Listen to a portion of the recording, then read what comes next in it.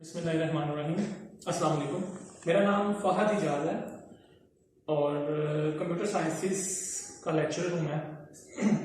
आज का जो हमारा टॉपिक है वो है computer networks, second chapter computer sciences की बुक का। और बेटा पहले भी हम इस चीज को थोड़ा बहुत डिस्कस कर चुके हैं क्लास के अंदर, लेकिन आज हम इसको डिटेल डिस्कशन करते हैं इस टॉपिक की।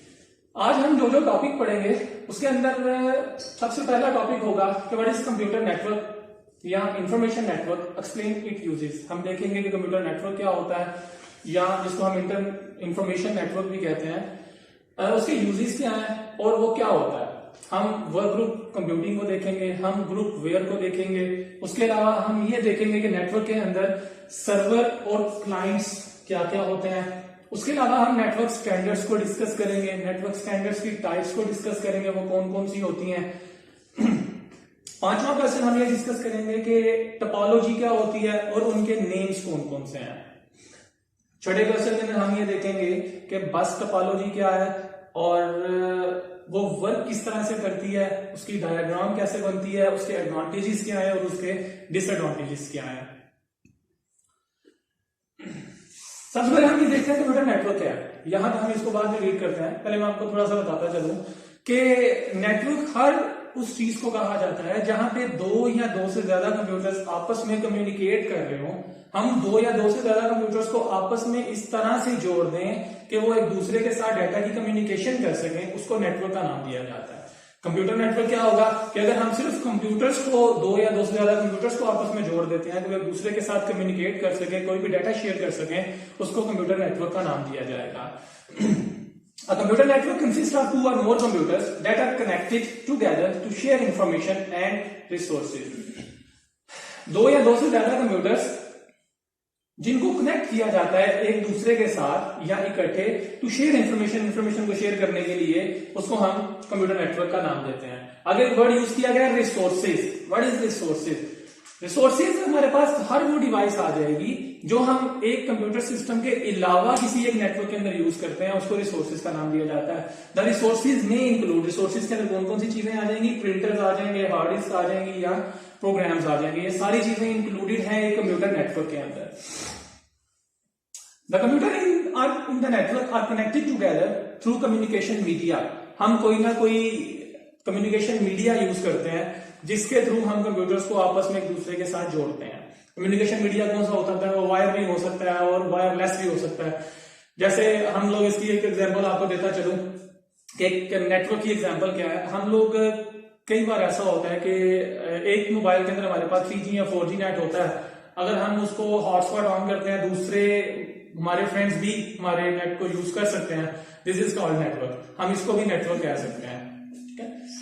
The communication media can be physical. वो आगे बता रहा है कि कम्युनिकेशन मीडिया, वो चीज जो हम यूज करेंगे नेटवर्क बनाने के लिए, वो हमारे पास कौन कौन सी हैं। वो हमारे पास फिजिकल मीडिया भी हो सकता है, वायर की फॉर्म में भी हो सकता है और वायरलेस भी हो सकता है। विदाउट वायर भी हम उसको यूज कर सकते हैं। और जो नेटवर्क बन सकता है वो एक रूम के अंदर भी बन सकता है, एक बिल्डिंग के अंदर भी बन सकता है और डिफरेंट प्लेसेस के अंदर भी बन सकता है एक नेटवर्क। आगे एग्जांपल देखिएगा कंप्यूटर नेटवर्क की। हमारे पास एक कंप्यूटर है, हमने उसको डिफरेंट डिवाइसेस के साथ जोड़ा हुआ है। फॉर एग्जांपल हमने उसको एक जो लैपटॉप है वो एक मॉडेम के साथ भी जुड़ा है और उसी मॉडेम के थ्रू जो है मोबाइल, डिफरेंट टैब्स और डिफरेंट डिवाइसेस हमारी जुड़ी हैं। अब होगा कुछ इस तरह से, जब सारे कंप्यूटर्स किसी एक डिवाइस के साथ कनेक्ट है तो आपस में एक दूसरे के साथ बड़ी आसानी के साथ कम्युनिकेट कर सकते हैं। आगे हम नेटवर्क की कुछ बेनिफिट्स देखते हैं। नेटवर्क के हमारे कुछ एडवांटेजेस कौन से हैं, इसके फायदे कौन से हैं। सबसे पहला जो हमारे पास एडवांटेज आता है वो है network are used to access share data.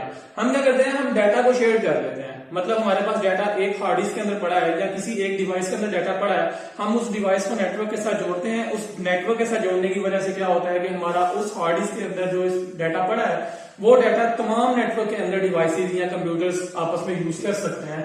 ये बात की या network are used to access share data. Share data को यूज करने के लिए नेटवर्क को यूज किया जाता है। Network are used to share different devices such as printer and hard disk etcetera. मतलब अगर हमारे पास एक नेटवर्क है, उस नेटवर्क के अंदर हमने एक प्रिंटर को ऐड कर दिया है तो नेटवर्क के अंदर जितनी भी डिवाइसेस होंगी, जितने भी कंप्यूटर्स होंगे, वो तमाम कंप्यूटर्स उस एक प्रिंटर को यूज कर सकते हैं। मतलब एक प्रिंटर होगा, 10, 12, 15 जितने भी कंप्यूटर हमने अटैच किए हैं वो सारे एक प्रिंटर को यूज कर सकते हैं।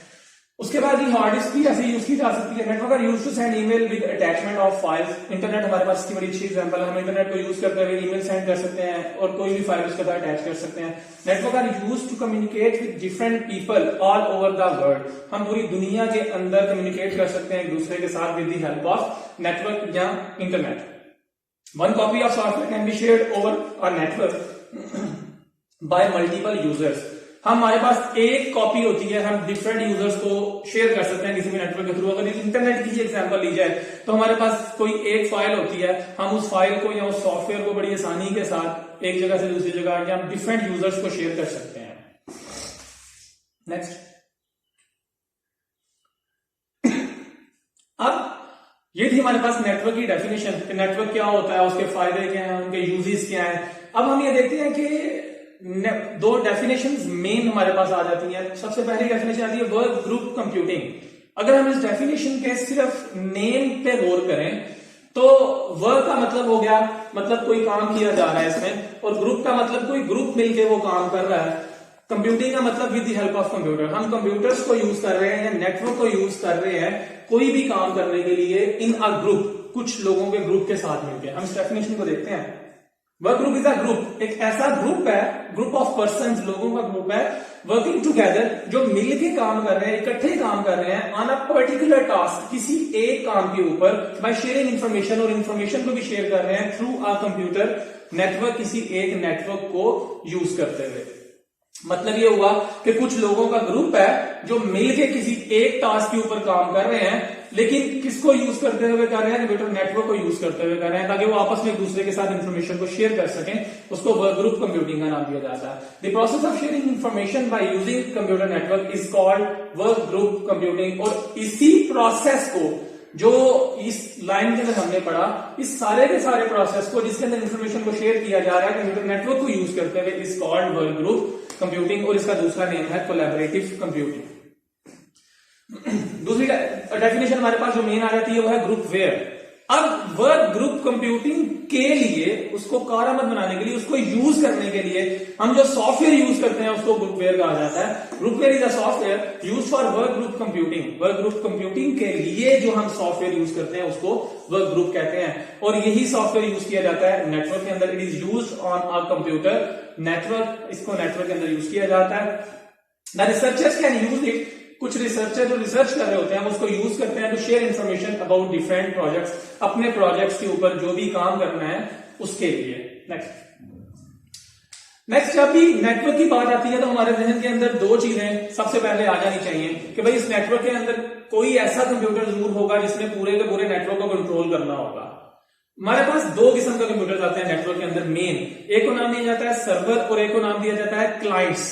क्लाइंट की हैसियत एक नेटवर्क के अंदर ऐसे ही है जैसे हमारे घर के अंदर किसी ऐसे बंदे की है, हमारे फादर की है, या किसी ऐसे पर्सन की है जिसने पूरे घर के ऊपर होल्ड रखा हुआ है। बिल्कुल इसी तरह सर्वर भी हमारे पास ऐसी ही हैसियत रखता है। मतलब सर्वर ऐसा कंप्यूटर है जिसने पूरे नेटवर्क को, पूरे जितना भी हमने नेटवर्क बनाया है, एक रूम के अंदर, एक बिल्डिंग के अंदर या व्हाटएवर, उस बिल्डिंग या उस एक रूम के नेटवर्क को कंट्रोल करने के लिए जो कंप्यूटर होगा उसको हम सर्वर का नाम देते हैं। और इसी सर्वर का दूसरा नेम है होस्ट। हम इसको होस्ट भी कंसीडर करते हैं। सर्वर क्या होता है?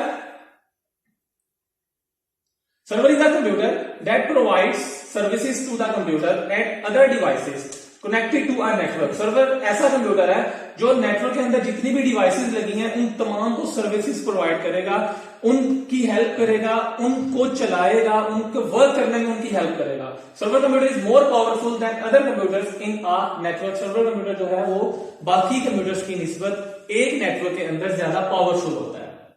सर्वर के अलावा हमारे पास जो दूसरे टाइप आती है उनको हम क्लाइंट्स का नाम देते हैं। सर्वर वो हो गया जिसने पूरे के पूरे नेटवर्क को कंट्रोल करना है। उसके बाद हमारे पास एक कंप्यूटर आता है जिसको क्लाइंट्स का नाम दिया जाता है। बट सर्वर के अलावा जितने भी कंप्यूटर्स नेटवर्क के अंदर लगे होते हैं उन सबको हम क्लाइंट्स का नाम देते हैं। इनको क्लाइंट्स भी कहा जाता है, इनको नोड्स भी कहा जाता है और इनको टर्मिनल्स भी कहा जाता है। तीन नेम है हमारे पास क्लाइंट्स के। A client is a computer in a network that is connected with a server to access different resources. Different resources को यूज करने के लिए, एक्सेस करने के लिए कनेक्ट किया जाता है क्लाइंट्स को सर्वर कंप्यूटर के साथ ताकि उसको यूज कर सकें. The client computer sends request to the server for resources. Client क्या करेगा, वो जब भी उसने नेटवर्क के अंदर कोई कम्युनिकेशन करनी है या किसी भी रिसोर्स को यूज करना है तो पहले वो सर्वर को रिक्वेस्ट सेंड करेगा. सर्वर उस रिक्वेस्ट को देखेगा कि क्या हमने उसको फुलफिल करना है. अगर तो वो उसको रिक्वेस्ट को एक्सेप्ट करता है तो कम्युनिकेशन होगी, अदरवाइज नेटवर्क के अंदर कम्युनिकेशन नहीं होगी. The client computer is less powerful than server computer. जो क्लाइंट कंप्यूटर होगा वो कम पावरफुल होगा बाकी कंप्यूटर्स की, मतलब सर्वर के निस्बत कम पावरफुल होगा क्लाइंट कंप्यूटर.